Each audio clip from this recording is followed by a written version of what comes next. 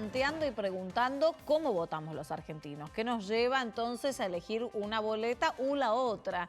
Y en esto hay que pensar en quienes recolectan toda la información, quienes buscan información al respecto de cada segmento de la sociedad, de qué le interesa, de qué le gustaría y de qué espera de cada uno de los candidatos. Una de las personas que más trabaja con esta segmentación y el deseo de la población argentina por lo menos, pero también en Latinoamérica, es Jaime Durán Barba, precisamente el asesor número 1 de Mauricio Macri y prácticamente quien lo llevó a la presidencia. Por eso, Andrés Fidanza, que es periodista, escribió un libro que se llama Durán Barba, el mago de la felicidad. Supongo que el mago de la felicidad o el mago de cómo hacerte ganar elecciones, ¿no? Sí, sí, bueno, tiene un dejo irónico también el título, ¿no?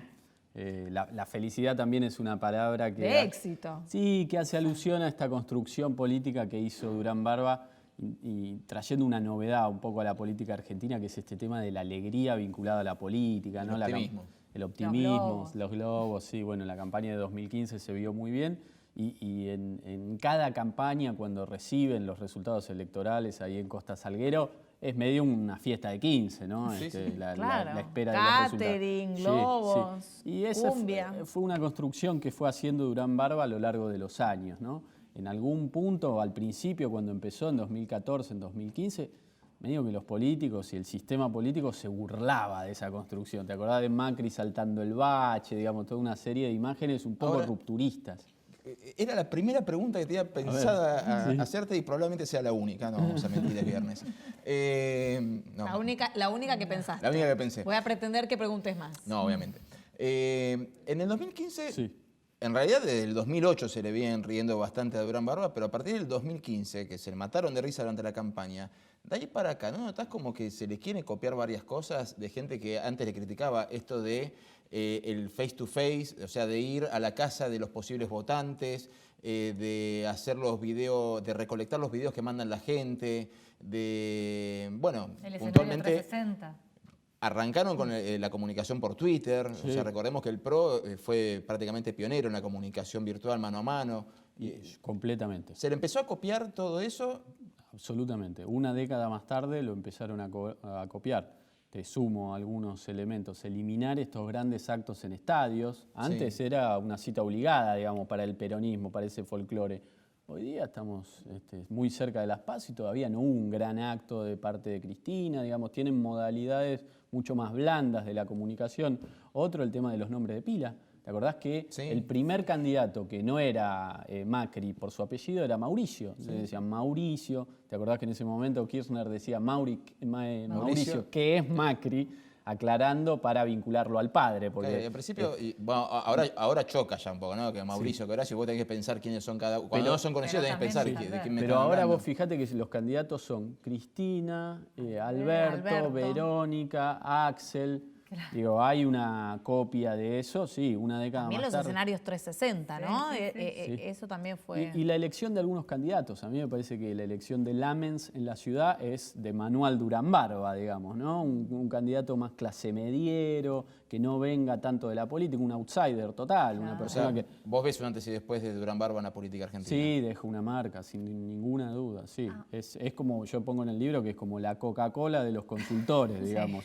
Lo leí, me llamó la atención, la Coca-Cola. Ahora, Durán Barba, hay mucho mito y mucha fantasía en relación a su persona. ¿Cuál es la función que cumple? Porque él es asesor de comunicación, trae los focus group, o también se mete en el gobierno. Mucha gente cree que se mete en las decisiones de gobierno, ¿es así? Yo diría, en las decisiones económicas no. De hecho, él dice, no sé nada de economía, va un poco a la saga de las decisiones económicas. Pero sí tiene una particularidad, es que cumple distintos papeles al mismo tiempo. Él es un consultor, con lo cual tiene como decisión estratégica de vamos para allá a partir de estudios cualitativos, cuantitativos. Pero no se queda en eso. Vos fíjate que en los últimos años, por lo pronto, se convirtió en un vocero del gobierno, ¿no? Ya cada vez más él tiene un protagonismo. De hecho, que a veces había que callarlo. A veces había que tenerlo ahí con la correa porque tenía exabruptos, de hecho. Pero vos fíjate, en la campaña, en la elección de 2017, cuando ganan la legislativa en la provincia y esperan los resultados en Costa Salguero, Durán Barba sube al escenario. escenario. Es un consultor ya que trasciende ese lugar más de bambalina clásico para los consultores. De hecho, toda la militancia coreaba Jaime en ese momento. Bueno, una novedad. Y además tiene otro rol que define algunas cuestiones como por ejemplo la política de alianzas del gobierno. Por Durán Barba no se aliaron al masismo en 2015, no incorporaron dirigentes sueltos del randacismo en 2017, que era lo que impulsaba Era y lo que... él y no Peña. ¿Y cómo se lleva con Peña? Porque en un momento dicen que hubo cortocircuitos. En este último momento, digo, esa es una de las novedades de los últimos meses, las fricciones entre Peña y... En el último momento, perdón, ¿de ahora o de antes de empezar la campaña? En marzo, diría yo, en ese momento donde parecía que todo se caía, marzo, abril, con la escalada del dólar, en ese momento hubo una fricción. Antes de Pichetto, digamos. Sí, porque Durán Barba llegó a la conclusión de que había que anunciar algo, digo, había que tomar la iniciativa nuevamente, y algo que iba francamente en contra del ADN más macrista, por ejemplo, un congelamiento de precios. Durán Barba ahí llegó a esa conclusión de que la crisis atravesaba transversalmente a todas las clases y que había que anunciar algo y que había que mostrar interés de parte del gobierno en paliar la crisis. Entonces se le planta a Macri y le dice algo así como, mirá, congelamiento de precios o perdemos las elecciones. Y Macri, muy en contra de su ideología, de sus convicciones, de sus principios, lo termina anunciando. ¿Vos te acordás en ese video? Precios cuidados. Sí, en ese video donde Macri medio a desgano decía esto no me gusta, pero bueno, lo tenemos que hacer. Ahí ves también el grado de influencia que tiene sobre Macri Durán Barba, que le dijo, mira, tenés que ponerte la camiseta de River en medio del Monumental, y Macri lo hizo. Ahora, y siguiendo en esta línea que trazábamos de esta guerra o este enfrentamiento que podría llegar a tener Durán Barba con Marcos Peña. Ahora, en la instancia de la campaña, ¿se juntan o llegan totalmente divididos? No, ahora son una unidad total. De hecho, ellos tienen una muy buena relación y tienen una misma filosofía, digo. Yo creo que tienen una misma mirada sobre la política en relación a la sociedad, de que se cayeron los partidos políticos clásicos, de que hay que hablarle a una sociedad que no tiene una identificación partidaria tan grande. No, hay una unidad. Sí, esta novedad de chisporroteos sobre qué hacer frente a un momento muy complicado del gobierno, como fueron los meses de marzo y abril, en donde estaba claramente, ¿te acordás de Plan B con B corta? Digo, claro, podía pasar cualquier cosa. Ahí yo creo que Durán Barba mostró su costado como más pragmático por fuera de toda ideología. Yo creo que Marcos Peña tiene más acendrada esa ideología, entonces hubo como una fricción ahí. Ahora, así como en 2015 dijo no a Massa por varios motivos, sí, y que después en los años que siguieron se demostró, ¿no?, que Massa por ahí no hubiera sido el mejor de los aliados. ¿Cómo se tomó Durán Barba esta elección de Pichetto? ¿Fue consultada? ¿Estaba de acuerdo? ¿No estaba de acuerdo? ¿Por qué ahora sí y antes no? ¿Son personas totalmente distintas? Yo creo que el contexto, digamos, un contexto de muchísima más urgencia y necesidad para el gobierno. A priori no es una jugada duranbarbiana de manual, digamos. Él en general promueve mujeres como candidatas a vice y en general figuras que compensen un poco, casi te diría estéticamente, a Mauricio Macri. Que no es el caso. Claro, que no es el caso. Pero no. También propone sorprender. También propone sorprender. En ese sentido, sí, yo creo que la jugada de Pichetto, bueno, tuvo el aval de Durán Barba, pero fue una jugada más hija de la necesidad y de la urgencia. Además, la verdad es que previamente habían rechazado servicio a algunos otros dirigentes, sí, ¿no? Urtubey, Lustó también se lo había sondeado, Sanz, entonces tampoco es que fue la primera opción Pichetto.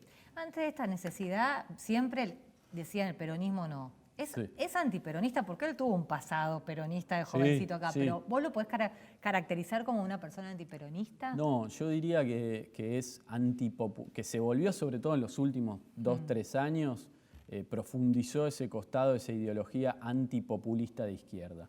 En la Argentina, el populismo de izquierda, él lo identifica con el kirchnerismo, entonces se volvió un antikirchnerista bastante feroz. Si vos ves las columnas que escribe en Perfil, se fueron radicalizando bastante en los últimos años, pero no antiperonista. Él no diría que es antiperonista. Lo que pasa es que al ser tan antikirchnerista y al kirchnerismo como la rama principal del del peronismo en la Argentina, bueno, digo, hay momentos donde todo eso se confunde.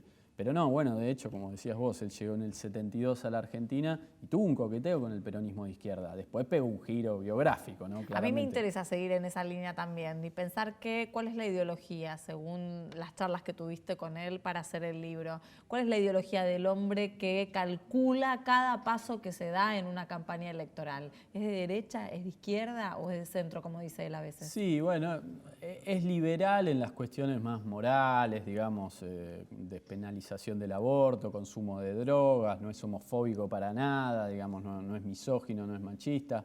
En ese sentido es muy liberal. Después en la cuestión económica es de centro-derecha y después puntualmente sumó este tema de ser un enemigo, un adversario encarnizado de lo que él identifica como populismo, ¿no? Un liberal europeo, digamos. Sí. Sí, con afinidad, diría yo, con la línea del establishment estadounidense, no particularmente con Donald Trump, digamos, ¿no? ¿Pero a él lo atraviesa la ideología que pueda llegar a tener a la hora de trazar una campaña electoral? Yo creo que sí, y yo creo que él dice que no, digamos.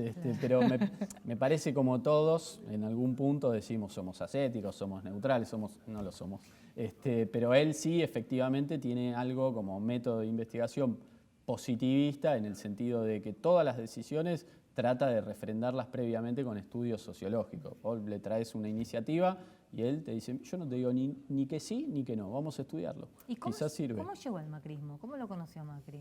Lo conoció a Macri en 2004, a fines de 2004. Macri venía de la experiencia de Dick Morris, no estaban muy conformes con el asesor norteamericano. Que está con Spert. Que ahora está con Spert. Porque habían perdido en el 2003. Sí, ellos habían perdido con Ibarra y estaban buscando otra cosa. A Durán Barba lo vieron, Macri lo vio acá en un encuentro de comunicación, de consultoría que se estaba organizando, que los estaba organizando Doris Capurro.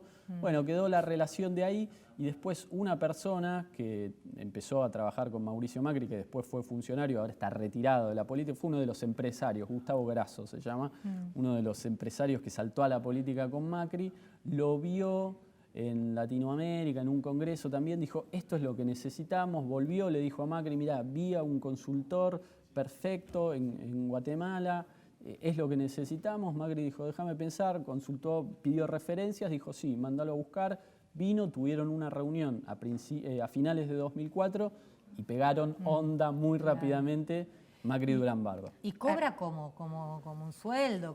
Al principio cobraba del partido. Él ahora dice que no cobra ni del Estado ni del gobierno. En algún momento blanquearon algún pago vía la Universidad George Washington, que es donde él trabaja. Hizo un acuerdo el PRO y la universidad para blanquear un pago de ahí.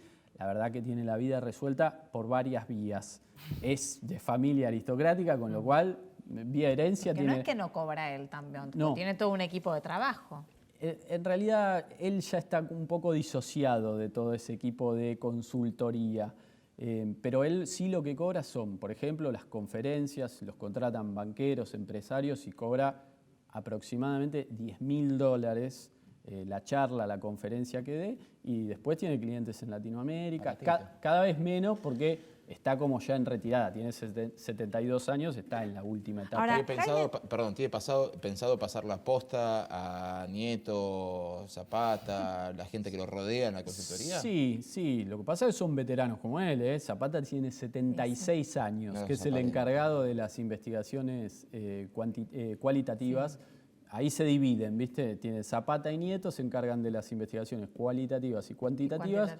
Él ve los resultados y dice, vamos para allá. Ahora, ¿por qué el mago de la felicidad? Porque él te podría decir, no fue magia. Bueno, sí.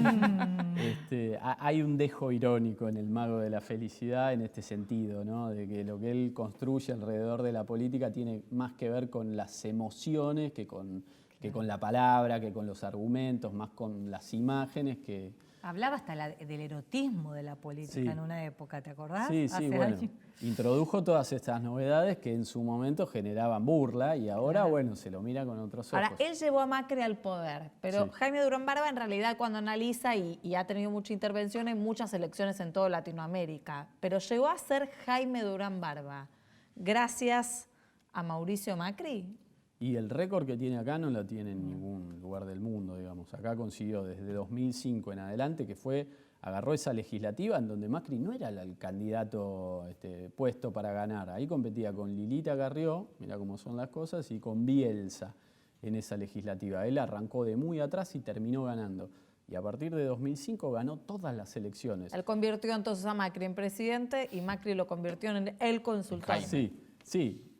La verdad es esa, digamos. El récord que tiene acá en la Argentina no lo tiene en otra parte. Entendió a los argentinos, evidentemente. Sí. Y él tuvo una experiencia como funcionario. Fue la única vez que se tentó con la política y fue jefe de gabinete de un presidente ecuatoriano, que era medio amigo de él, Yamil Mouawad se llamaba. Fue como el de la Rúa de Ecuador, de hecho. Sí, le fue bastante mal. Le fue muy mal, fueron 2 años de gobierno. Bueno, lo un conocen. carácter importante también. Sí, todos los ecuatorianos lo conocen porque es el que terminó dolarizando la economía de la que nunca más pudieron salir. Bueno, fue medio una catástrofe el final de ese gobierno. Mouawad se fue, todavía tiene causas abiertas en Ecuador, a donde no vuelve, vive en Estados Unidos. Durán Barba fue el jefe de gabinete esos 2 años, así que no quiere volver a la política. Andrés, muchas gracias por estar con nosotros y compartir los conocimientos. Bueno, tengo lectura para el fin de semana, favor, voy a terminar de leerlo. Sí, que lo leas y que te guste y la devolución posterior. Bueno, por supuesto. Vamos a un corte, enseguida regresamos.